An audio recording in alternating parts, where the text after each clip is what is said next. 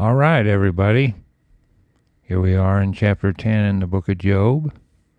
And Job is moving on with his words.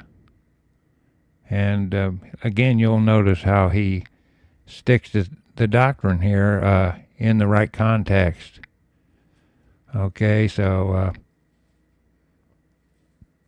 he wants a little bit of ease here. And he certainly is not getting it from his friends. So on we go here. And I don't think he's going to get much from his friends. Do you? In chapter 10, in verse 1, it says, my soul is weary of my life. I will leave my complaint upon myself. I will speak in the bitterness of my soul. Period. And it's not completely abnormal. Folks, we're all going to go through a little bit of this, aren't we? 2, it says, I will say unto God, do not condemn me. Shew me wherefore thou contendest with me. Okay, and he will get that knowledge here before this book is over here, before the book of Job is ended. 3, it says, Is it good unto thee that thou shouldest oppress? ? Now, lots of saints have asked, like Esdras was another one that asked a lot of hard questions to the Lord there in the second Esdras. Questions that we all have. Okay, and that's why when people ask questions, say, well, you're not the first one to ask these questions. Okay, so on in 3 here, is it that thou shouldest oppress, ? That thou shouldest despise the work of thine hands, ? Well, he does not despise Job at all, but this is his trial. And shine upon the counsel of the wicked. Okay, now he don't do that. So there's 2 things that are not right. No matter how much wickedness goes on, we all know that he's going to allow the wicked as he does to grow until it comes to its full, and then he casts it down. Now that happened over and over. And he states that here in the Bible, that he allows the wickedness to grow, and that's one of the reasons, as we look around today, we see the world government passing these laws to legalize things that are they're just horrifying. You would have never dreamed that we could go this wicked, but we certainly are. We're right there with Sodom and Gomorrah. We really are. Days of Noah don't have nothing on us today. So he's allowing the wickedness to grow, but it's going to get slapped down. No doubt about it. But yet, here's Job asking these hard questions. 4, it says, hast thou eyes of flesh? ? Or seest thou as a man seeth? And the answer to that, of course, is no. Are thy days as the days of a man? ? No. Are thy years as man's days, that thou inquirest after mine iniquity, and searchest after my sin? Okay, so he's really falling out. He's getting out of line with these questions, isn't he? But yet, they are legitimate questions, okay, that we're going to have the answers to. We all know that the Lord doesn't see as a man sees, and he knows all the iniquity already. He don't have to search after it, and he knows every sin of the sinners written down for judgment day, for the ungodly. So the sin is something he already knows about. In 7 it says, thou knowest that I am not wicked, and there is none that can deliver out of thine hand. Okay, now this is where the friends just can't get it. They say, well, this guy's being punished by the Lord. He must be bad. And just because you're asking a question doesn't mean that you're wicked. It just doesn't. We're allowed to question. Sure we are, by the Lord. And like I said, we got a whole doctrine full of the saints that ask hard questions, and the Lord always knows the answers. Does he or does he not? Okay, so there's that in 7. He says, you know that I'm not wicked. In 8 it says, thine hands have made me and fashioned me together round about, yet thou doest destroy me. And that's true with every one. Every spirit, the Lord formed the spirit inside people. So that part of it's true. It says in 9, remember, I beseech thee that thou hast made me as the clay, and wilt thou bring me into dust again? ? And that's the parable of the potter there, right? We're of the dust of the ground, and he breathed the life into us. He's asking the Lord to remember it. And that's not the first saint that ever asked the Lord to remember something. Even Moses. Remember your covenant with Isaac, and Abraham. 10 it says, hast thou not poured me out as milk and curdled me like cheese? There's an old English spelling here in this first printing that had me baffled there. Curdled me like cheese. In 11 it says, thou hast clothed me with skin and flesh, and hast fenced me with bones and sinews. All that's true. For every one of us, we were formed in the womb.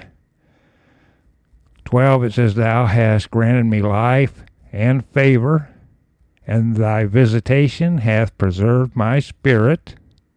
All that's true, all that's doctrinal. 13, and these things hast thou hid in thine heart. I know that this is with thee. A lot of knowledge with this individual. And 14, if I sin, then thou markest me, and thou wilt not acquit me from mine iniquity. Yeah, but he's got the great Comforter coming, and he's got Jesus Christ coming, doesn't he? 15, if I be wicked, woe unto me. And if I be righteous, yet will I not lift up my head. I am full of confusion. Therefore see thou mine affliction. Okay, so if he's righteous, he's not going to get arrogant about it. He's not going to lift up his head. And if you're wicked, you got some real hellfire coming. 16, for it increaseth, thou huntest me as a fierce lion, and again thou shewest thyself marvelous upon me. Thou renewest thy witnesses against me, and increasest thine indignation upon me. Changes and war are against me. Wherefore then hast thou brought me forth out of the womb? ? Oh, that I had given up the ghost, and no eye had seen me! ! I should have been as though I had not been. I should have been carried from the womb to the grave. Okay, now, listen, this is a very sad man. He's hurting, and he doesn't know what sin that he could have done. He cannot see any sin that he did. So he's very, as he said earlier, confused and asking these questions. 20, it says, are not my days few? Cease then, and let me alone, that I may take comfort a little. before I go, whence I shall not return, and to the land of darkness and the shadow of death. Now, this went right to the friends, didn't it? Let me alone. A land of darkness as darkness itself, and of the shadow of death, without any order, and where the light is as darkness. So there he says, I'm going down in the pit. So he is very upset. He is believing that he's been condemned, because where the light is as darkness, that in this pit, this is the wrong side of Sheol that he's starting to describe there. That's how down he is. But in 11, we have Zophar. Okay? And Zophar is not a very good comforter. And you're going to get more of the downright ignorance of here and applying of the scriptures wrong. In 11 it says, Then answered Zophar the Naamathite, and said, Should not the multitude of words be answered? Question mark. And should a man full of talk be justified? Well, that's true. A man full of talk, it can be very bad, especially if they don't know what they're doing. But, like I said, this is a slander. He's aiming this at Job. And he's not being a comfort. He's making assumptions that are not true. Really, it's really bad. It's really bad. All right, now here's more of these terrible slanders by his friends when someone's down and out, and I mean down and out. In fact, the Wisdom of Sirach says never afflict someone that's already down. 3, it says, Should thy lies make men hold their peace? Question mark. And when thou mockest, shall no man make thee ashamed? Question mark. So now he's being accused of a mocker and a liar. And that is absolutely not true. Who is the mocker and liar here? And the hypocrite? Is it not Zophar? 4, it says, For thou hast said, My doctrine is pure, and I am clean in thine eyes. Now that ain't what he said. Not according to what is written here. He said, if I'm wicked, woe unto me, and if I'm righteous, then I'm not going to brag about it. I'm going to hold my head low. But anyway, on we go with this stupidity of his friend here, Zophar. 5, it says, But oh, that God would speak and open his lips against thee, and that he would shew thee the secrets of wisdom, that they are double to that which is. Know therefore that God exacteth of thee less than thine iniquity deserveth. Oh boy, in 6 here we got a good example of what Christ was talking about when it comes to hypocritical judgment. Judge not, lest ye be judged. And who is this the stupid one here that doesn't have the wisdom? That's flapping his gums and quoting scriptures without any knowledge. And this thing about double wisdom, this is out of his own lips. That's not a doctrinal statement at all. In 7 it says, Canst thou by searching find out God? Question mark. Canst thou find out the Almighty unto perfection? Question mark. It is as high as heaven. What canst thou do? Deeper than hell. What canst thou know? Question mark. And Job has already admitted that he doesn't know all the mind of God. He's been stating things like that. And here It seems as though Zophar is not listening. He's just talking and not listening to what Job is saying. Okay, in 9 it says, the measure thereof is longer than the earth and broader than the sea. If he cut off and shut up or gather together, then who can hinder him? Question mark. Well, there, now he's back inside the hedge of doctrine there. That's true. That's doctrinal. 11, for he knoweth vain men, he seeth wickedness also. Will he not then consider it? And that's true too, but it doesn't apply to Job. See, you got unrighteous judgment here so far. Anyway, in 12 it says, for vain man should be wise, though man be born like a wild ass's colt. 13, if thou prepare thine heart, and stretch out thine hands toward him, if iniquity be in thine hand, put it far away, and let not wickedness dwell in thy tabernacles.